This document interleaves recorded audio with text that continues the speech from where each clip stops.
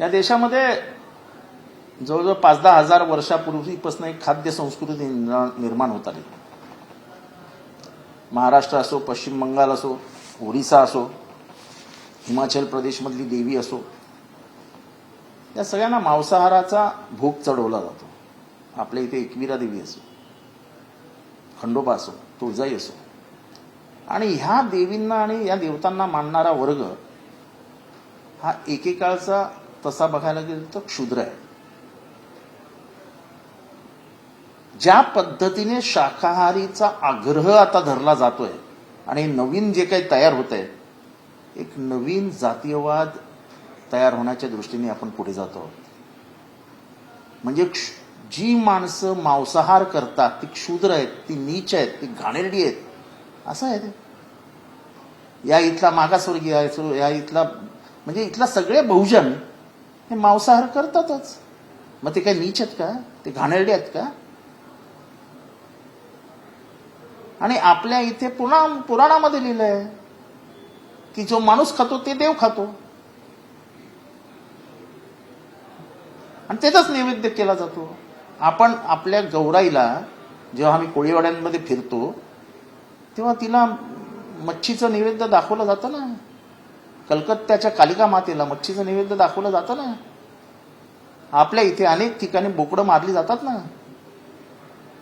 अनेक यात्रांमध्ये बोकडं, कोंबडं हे मारले जातात ना. ही नवीन जी संस्कृती लादली जाते, सावधान, एक नवीन डिस्क्रिमिनेशन, भेदभाव सुरू होईल की शाकाहारी हे म्हणजे उच्च आहेत आणि मांसाहारी हे नीच, खालच्या जातीचे, दरिद्री, असा त्यांचा उल्लेख केला जाईल. धोका इथे, धोका दुसरीकडे नाही आहे.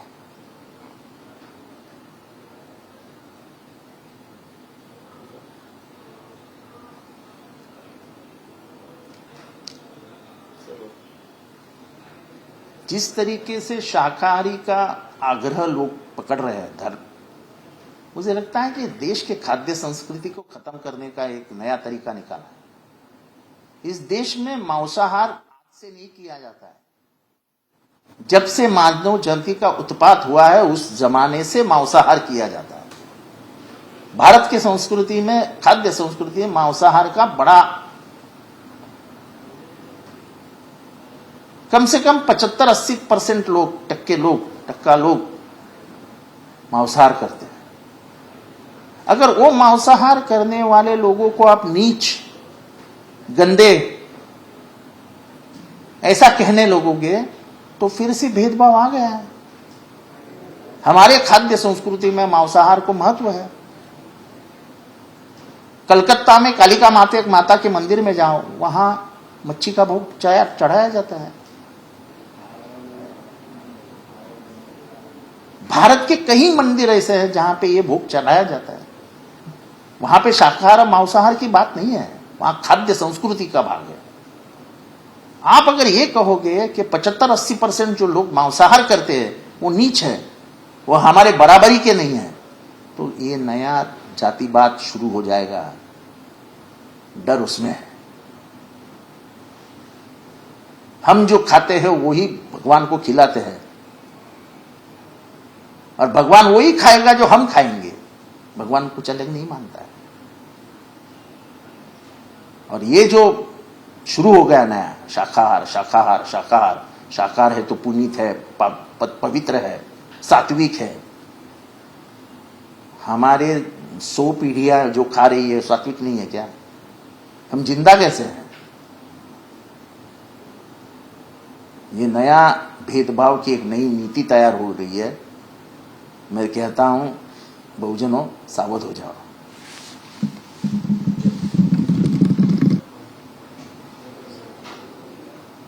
या देशाला खाद्य संस्कृतीचा हजारो वर्षांचा इतिहास आहे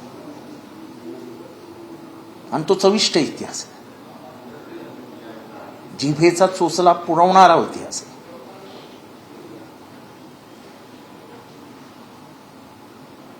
त्या इतिहासामध्ये नॉन व्हेजिटेरियन हे मांसाहार वर्ज्य केलेलं नाही. या देशातला 80% बहुजन, म्हणजे इथे बहुजनांची संख्या 100पैकी 80 आहे भारतामध्ये. 100पैकी 80 जण बहुजन आहेत. महाराष्ट्रामध्ये पैकी महाराष्ट्रात सुद्धा लोकसंख्येच्या 80% लोक बहुजन आहेत. यांना शाकाहारी हे सात्विक आहे असं म्हणत, मग आम्ही जे काय खातो ते काय असतं, म्हणजे हे क्षुद्र आहेत, हे नीच आहेत, हे घाणेरडे आहेत, हे घाणेरडं अन्न खातात असं तुम्हाला सांगायचं का? हा परत डिस्क्रिमिनेशनचा भाग आहे, हा भेदभावाचा भाग आहे. हे खाद्य संस्कृतीवर येत आहेत. तुम्ही विचार करा की आपण जे बकरे खातो, कोंबड्या खातो, ह्याच्याने किती घरं चालतात, हे किती खटकाची दुकानं चालतात. एक हा राष्ट्रीय इकॉनॉमीचा भाग आहे ना. गावामध्ये एक तरी खटकाचं दुकान असतं ना. तो 4 बोकडं आणतो, तो 4 बोकडं कोणाकडून आणतो? शेतकऱ्याकडनं आणतो.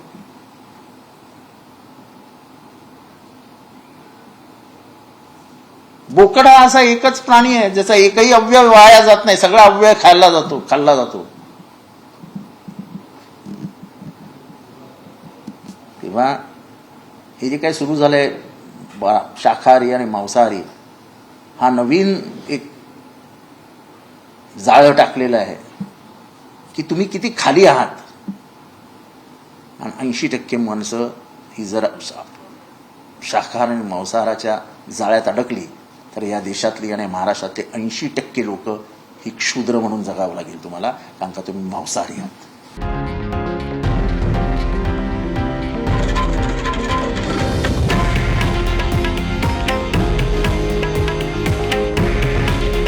हे आहे देशातील नंबर 1 न्यूज नेटवर्क आणि आपण पाहत आहात TV9 मराठी. काळजी तुमची, हित महाराष्ट्राचं.